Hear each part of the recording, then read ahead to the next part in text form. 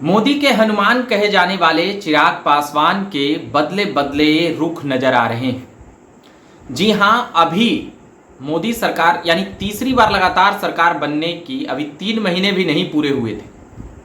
और 3 मुद्दों पर जिस प्रकार से लोजपा रामविलास या कहें लोजपा रामविलास पार्टी के अध्यक्ष या कहें मोदी सरकार के मंत्री चिराग पासवान का मिजाज नजर आया है या कहें उनकी बातें जिस प्रकार से वह जाहिर किए उससे भाजपा के लिए केवल परेशानी का विषय नहीं है, मोदी सरकार के लिए भी यह परेशानी का विषय है। पहले हम बात कर लेते हैं वक्फ बोर्ड पर। जिस प्रकार से वक्फ बोर्ड पर जमीनों को लेकर जो मामला था उसमें चिराग पासवान ने संसदीय समिति और साथ ही मतलब कि इस पर समझबूझ की बातें कही, तो इससे भी यह साफ हो जाता है यानी कि चिराग पासवान नहीं चाहते थे कि डायरेक्ट यानी कि उस पर चिंतन मंथन मनन हो तब उसे पास किया जाए या उसे जिनको परेशानी है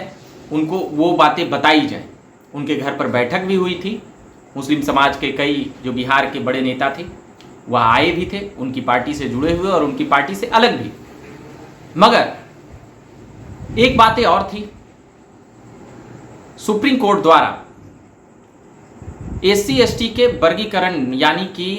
क्रीमी लेयर को हटा करके जहां जिस गरीब दलितों को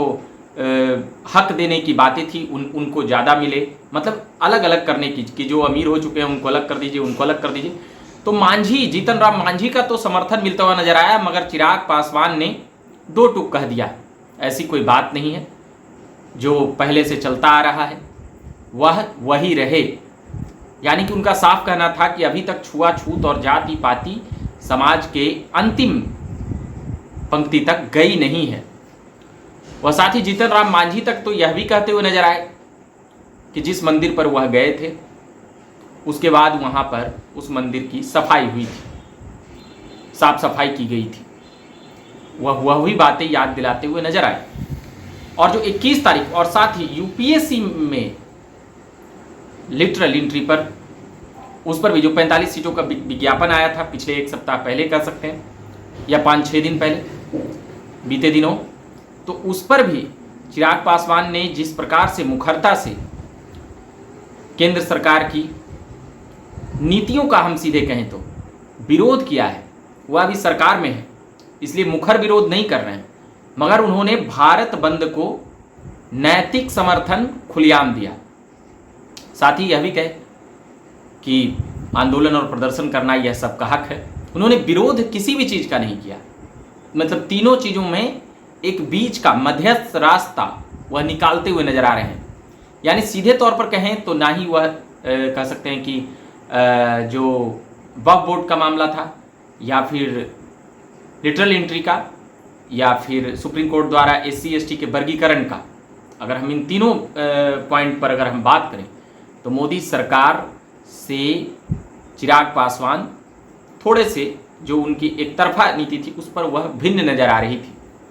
मगर वहीं सुप्रीम कोर्ट के वर्गीकरण की बातें जब हुई एससी एसटी की creamy layer non creamy layer की, तो बीजेपी ने पहले ही हाथ खड़ा कर दिया आंदोलन प्रदर्शन से कि हम सुप्रीम कोर्ट के इस सुझाव या इन बातों से हम सहमत नहीं हैं। उसको लेकर भी चिराग पासवान साफ कहते हुए नजर आए कि नरेंद्र मोदी आरक्षण को नहीं समाप्त करने जा रहे हैं और नरेंद्र मोदी हर बातों पर पुनर्विचार और ऐसी तमाम बातें करते हैं। मगर साथ ही क्या मोदी प्रेम चिराग पासवान को अब नहीं भा रहा है? ऐसे सवाल भी उठ रहे हैं कि कभी चिराग पासवान हनुमान बन के खड़े रहते थे, मगर मंत्री बनने के बाद रुख कुछ और हो गया है। वहीं जिस प्रकार से उनके आवास पर जब अल्पसंख्यक या कहें मुस्लिम समाज की बैठक हुई उसके बाद से वक्फ बोर्ड को लेकर उनकी प्रतिक्रियाएं भी थोड़ी उनके पक्ष में नजर आई।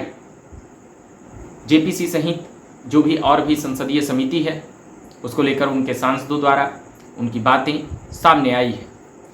एक चीज़ और है, झारखंड में विधानसभा चुनाव को लेकर, तो वहाँ पर अभी तक बातें हैं कि लगभग 2 दर्जन से ज़्यादा सीटों पर उनकी तैयारी है, उस पर भी हम विस्तार से बात करेंगे। मगर फिलहाल यह था मोदी के हनुमान की कहानी, कि ये 3 महीनों में 3 चीज़ों पर कह सकते हैं कि लोजपा रामविलास ने अपना विजन या व्यूज़ रखा है, और खुलेआम चिराग पासवान भी तमाम बातों को लेकर मुखर हैं। उनका साफ कहना है कि हर चीज़ों पर जब पास हो बिल तो उस पर चिंतन मंथन और समिति में सभी लोग उससे सहमत हों और सभी लोग उस पर विचार करें पहले। तो ये बातें हैं जिस प्रकार से विपक्ष की जो बातें रही या विपक्ष जिन बातों को लेकर